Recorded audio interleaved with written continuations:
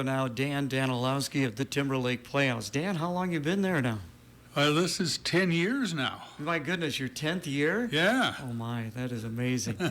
So you have a new artistic director. Tell us about him. We do. His name is Tommy Ranieri. Tommy, his background is in, he's done a lot of work on Broadway. He's done a lot of work in New York, regional theater, and most recently theme parks. In fact, right after he's done with our summer season and our first fall show, he's heading off to Great America to do their Scare Fest.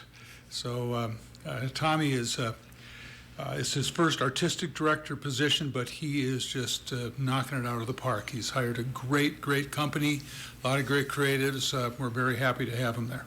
Before we get into the company, let's talk about the responsibilities of the artistic director. I know he doesn't produce or direct everything, but what does he do during the course of the summer season? So the artistic director is really in charge of everything on the production side of the street, we call it. So everything from making sure the sets are done to the designers are working with the tech director, and also then working with the directors to make sure that the vision of the shows are following along the TLP standards. So basically, he is in charge of everything artistic. And the company, talk a little bit about this year's group. Well, we have 14 company members, and they're from all over the country. They will be coming into the theater a little later this year than usual. They'll be in on the 30th of May. Our first show is The Nerd. It has 7 characters. 6 or 7 characters, and all of them, none of them are resident company. All of them are professionals from around the country that come in just for that show. I know the company often is made up of those who are still in college yet. So is that the reason that they're not here yet? That's part of it. It's also because of the way the shows line up. We have a smaller show that kicks off the season this year. In other years, we've had a very large show that kicks off the season, and maybe a smaller show at the end. So we usually try to keep the resident company in for 5 of the 6 shows, and it works better if it's either the first show or the last show. And this year it happens to be the first show. Okay, let's talk about the lineup real quick. Again, you've got 6 that'll be taking place over the course of the summer. As you mentioned, The Nerd is going to kick things off. Talk about this play. It's one of the funniest shows I've ever seen. It's this nerd who is a friend of the protagonist, comes in and kind of moves himself into the house with him, and the hijinks between the two of them is a lot of fun.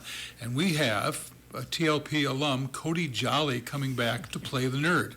Cody is one of our longtime actors at the theater. He's also directed for us, and he is just as funny as a stitch. So we're looking forward to seeing his interpretation of the nerd. I've always enjoyed his work on the stage, so I'm looking forward to that. And then now, a big musical production. It's a big year for Footloose. It's an anniversary for Footloose. And we're so glad we got the rights to do it. That's going to be an incredible show. We bring back another TLP alum. Jim Beaudry is coming back to direct the show. So we're looking forward to having Jim back. The Nerd is directed by Jay Burkle. Jay, you probably remember from here at the Clinton Showboat. He was here for many years, and then he's directed for us in the past. And he's coming back he's back right now directing The Nerd. You know, get Jay to come on up to the studio.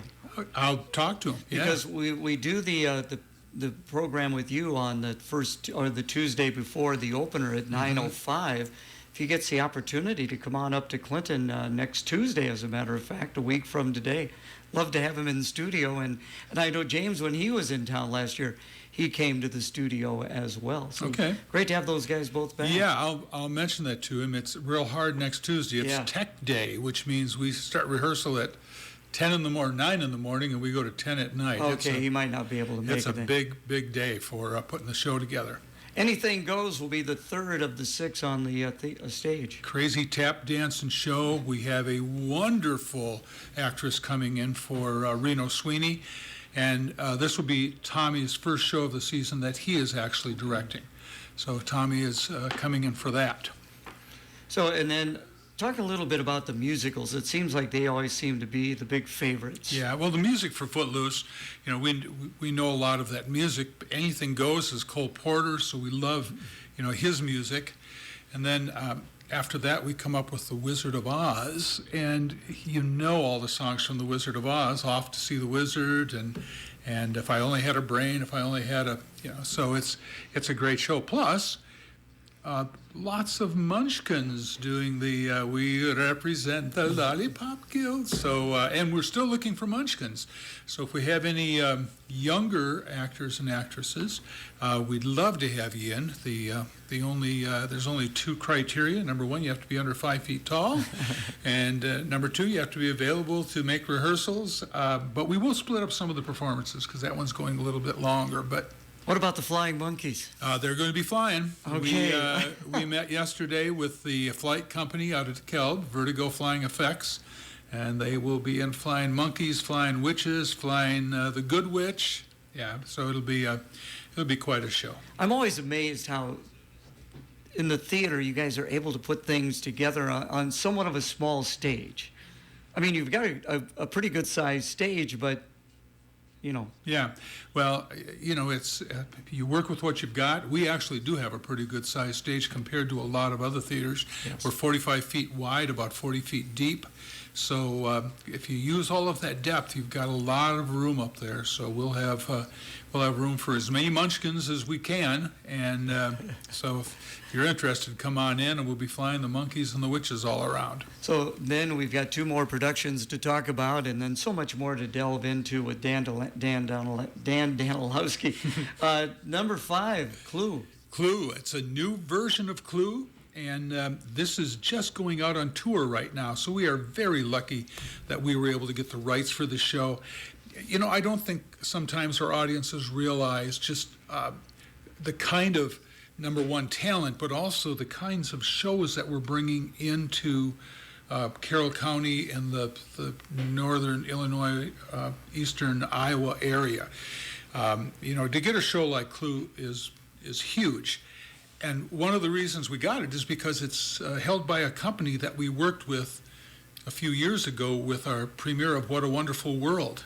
They had denied every other request for this show, and when they saw Timberlake Playhouse, they're like, we know those guys, they'll get it. Well, 10 years now, as you mentioned, and making your connections, that certainly has got to help.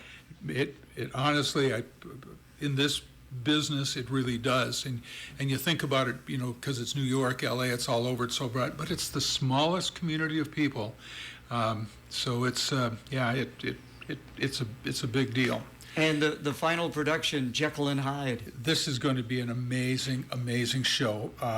Tommy is also directing this show, and I can't tell you a whole lot about it, but it's going to have some of the darkness and depth that you expect with this story. But I think also some other surprises in there that Tommy's going to bring to the stage with this show. So we are really looking forward to Jekyll and Hyde. That sounds like quite a lineup that you've got for this summer. And every year it seems like you put together a pretty good lineup. Talk about putting together the shows that you want to run. Well, we did a survey this year. So we put a survey out and we asked our patrons, what are you interested in?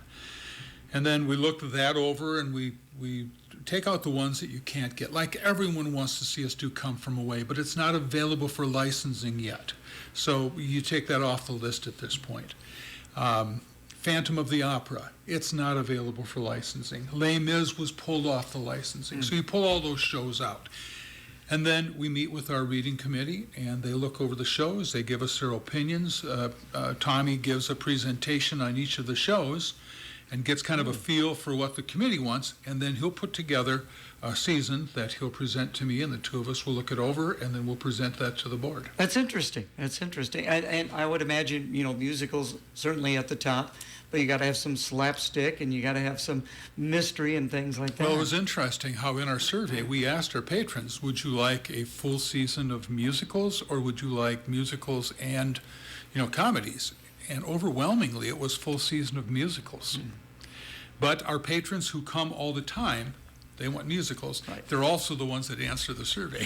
So, Yeah, exactly. Let's take a break for the weather, brought to you by Van's Carpet Corner. Be ready to take action today, as we are expecting a couple of rounds of severe thunderstorms as we go into this afternoon and evening.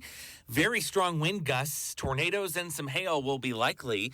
Temperatures quite warm ahead of the storms as we reach the mid to upper 80s. Some early storms this evening, and then clearing overnight will drop to the mid 50s. With your Storm Track 8 forecast, I'm meteorologist Andrew Sutsky. Right now we're at 74 degrees with south winds. Our update brought to you by Van's Carpet Corner. Just in at Van's Carpet Corner and in stock, heavyweight luxury carpets. Plus, get new rolls of multicolored carpeting installed over pads starting at just $245 a square foot. 3 colors of luxury vinyl plank, $319 a square foot until gone. Carpet and vinyl remnants for as low as 99 cents a square foot. Material only, and get closeout prices on all in-stock vinyl plank. Hurry in for these big savings at Van's Carpet Corner, 1430 10th Avenue in Fulton. Phone 815-208-7020. Again, we appreciate Dan Danielowski making the trip down, everything, getting ready for the start of another season. You got a kickoff. yeah, we weren't really sure what to call it, so I think we finally settled on TLPalooza, I guess. Anyhow, it's going to be a big summer kickoff party. It's next Saturday, starts at noon, runs from noon to 6, and then there's a concert that evening also. But we'll have the campus open. There'll be lots of games for the kids, barrel rides, bouncy house, big darts, that sort of thing, playing for games and prizes. We'll have the beer garden open, possibly the main bar and the theater open, and we'll be giving tours of as much as we can get into at this time of year. But we'll be able to go backstage, we'll be able to go through the theater, we'll be able to go out back and look at the rehearsal pavilion, look into the shop, that sort of thing. So next week from noon to 6, and then that evening we have Johnny Lions and the Pride. Johnny came out and he and his dad did the Elvis show last year, and he's got a band called Johnny Lions and the Pride. They are incredible. So they're doing a concert that evening. So it should be a nice party. Also, Marcus Morell will be out playing during the day in the beer garden. So it'll be a great day for patrons to come out and get a little inside look into TLP and have some fun while you're there. You, of course, came on board, as you pointed out, 10 years ago, and it seems like your vision at that time was to expand what Timberlake Playhouse all has to offer. Just not the summer theater season, but the events, the education program. Talk about that. Well, we've been able to expand all the way through the week before Christmas, and then this year, as we're sitting around thinking about, what do we do in this spring, we added about 10 events this spring. So we've done casino night, we've done trivia night, we've done a Kentucky Derby party, we've had concerts, we've had movies. So we really started things going around the last week of March this year. So basically, where the theater used to be shut down September through May, now maybe January and February we're shut down. That's about it. Well, yeah. And one thing that people probably don't realize is, those in the background. I mean, you see the company up on the stage, the artistic director is doing his thing, but you've got people taking tickets, lining things up, aligning things. I mean, yes. Who's all involved? Well, there's about 150 employees over the summer. We have a full box office staff. We have to have bartenders, a deck manager, a deck cook, bartenders for the deck. On the weekends, we open the deck up, and our cast comes down and does a little 20-minute show beforehand, and we have a sandwich restaurant down there. We do hot paninis, hot dogs, hamburgers. Sometimes we throw in some specials on the weekends. So we need all of the people to run that. A full maintenance crew, folks to do repairs, cleaning crew. We have 17 cabins and a house that needs cleaning, and a theater on a daily basis, the bathrooms in the theater. So yes, it's quite an operation. And let's talk a little bit about the financing of this. I mean, how do you finance all of this besides ticket sales, naturally? Well, ticket sales finances about 30%, and the other 70% is donations. So that's really how it's done.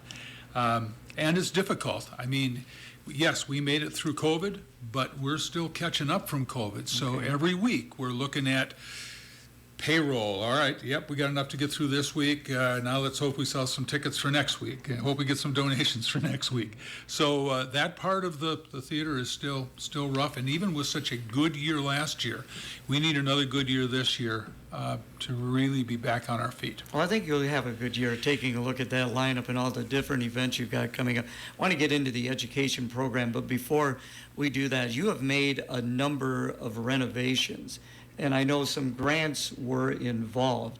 Are there still things that you would like to see done at the Playhouse? Well, eventually, yes. Right now, I think we've made the renovations that, number one, we can afford, and number two, we really need to. All the front-facing stuff has really been dealt with, and the things that our company comes in, like the new company bathhouse, is really huge.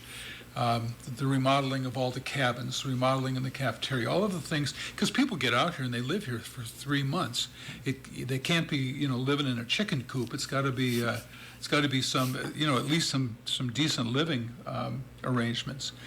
And then, of course, what the patrons see when they come in, that lobby is just gorgeous at this point. We've totally redone the bathrooms in front. And now we're working on the landscaping, so we'll be doing that over the next 2 weeks and really brightening up the landscaping a bit. But the next thing we need to do is really administrative and office space. We have no place to work, and right now we just pile people in that little A-frame, and there's no place to have a private meeting. There's no place to deal with things that you don't want out. I know of what you speak, because when I go up there to get tickets or get information from you, I mean, it's pretty tiny. Yeah, it's very tiny. And now we have 1, 2, 3, 4. We have 5 people sharing that little space. Who's all in the front office? So it's me and Bill, our operations manager, Sydney, our administrative assistant, Erica, our office manager, and Tommy's in there quite a bit. Okay. The people that... A couple of those young ladies, I mean, is this like stepping stone for them? Do they eventually want to be a Dan Danielowski? Quite possibly, yeah. That's definitely the positions they're in are stepping stones, yes. Education program. So you want to continue people getting involved in the theater. How do you do that? So we have 3 big programs this summer. One is our Saturday morning camps that we do with the younger kids, 4 or 5 years old through 12. And it's theater games, and it's, learning a bit about expressing themselves and that sort of thing. Those are great camps or workshops on Saturday mornings. Then we started it last year with Matilda Jr., and that was such a success. We had 30 young actors and actresses on stage between the ages of 5 and 18, and they did this junior show, and they just knocked it out of the park. So this summer, we're doing, that workshop is going to be producing The Lion King Jr., and right now we've got about 20 or so in the camp. We're hoping for around 30, and again, that's going to be another great show. Plus they'll learn puppet making and props construction and costuming and those sorts of things. The third program is it's called the High School Intensive, and so we bring high school students in, and we have our company teach them in small 1-hour slots different things about auditioning and creating resumes and that sort of thing. Plus, all the time, they're producing a show called Ride the Cyclone. It's the high school version. So we're really looking forward to our education program. Right now we have most of it hired, but we're still looking for our high school interns. So if you're a high school student who is interested in theater, we like to hire high school seniors who are graduating and going on to college, but we have an intern program where we pay an hourly rate to come to the theater and work and learn. I know your background is in education, so when you're trying to attract these youngsters, do you contact various schools in the area? Yeah, so all of the schools, all of the programs in the school have received, letters with everything that we do. And they'll have another set of letters. Plus we do press releases and we do advertising on social media. So yeah, that's how we get the word out. How large of an area do you draw from? I would imagine Freeport comes down. Do you see some people from Dubuque? What about from the south, the Quad Cities? So Quad Cities is still a little far away, but we'll have audience from the Quad Cities. But Morrison and Fulton and Clinton and Sterling and Rock Falls. What about Northeast? I know they've got a pretty good program out there. Yeah, Freeport comes in. We have folks from Byron, from Ogle County. So really, it's about a 75-mile radius around. The problem with the intern program would be that we don't house the interns. That's a lot of driving for them. But we have had them driving from Byron. Appreciate you coming in. I am looking forward to the start of the season. If people need to find out more information, how can they best do that, Dan? Pop on the website, www.timberlakeplayhouse.org. You'll be able to see all of our fall concerts. By the way, this one might be good for you. We have Taylor Swift tribute contest coming in. Do you think I'm a Swiftie? I think everybody is at this point. I told Bill he's got to put on his Chiefs jersey on that day and walk around the theater. Well, that's right. He's a big Chiefs fan. Yeah. So that'll be good. Hey, Dan, again, appreciate it. Thank you so much. Well, thanks for having me. I sure enjoy coming down. It's a bird! It's a plane! The Dan Patrick Show. Dan Patrick. Yeah! Deep into his coaching tenure in Phoenix, he was there for a year. Wouldn't you fire the guy who hired the guy that you just fired? How do you hire Frank Vogel and then after a year go, you know what? Made a mistake. How much did you vet this process to bring in Frank Vogel, who's a respected veteran coach, won a title, of course, with LeBron in the bubble, defensive-minded guy, so he's the problem. And if you replace him with Mike Budenholzer, the former Bucks head coach, then everything's good? That doesn't help you with Bradley Beal's contract. But here is a guy that you gave 5 years, $31 million to, and then after 1 year, you go, Now, I know this happens when people get married. You know, like 6 weeks later, they're going, oh, this isn't going to work out. The Dan Patrick Show. Dan and the Danettes and you, heard weeknights at 6 on FM 105.9 and AM 13.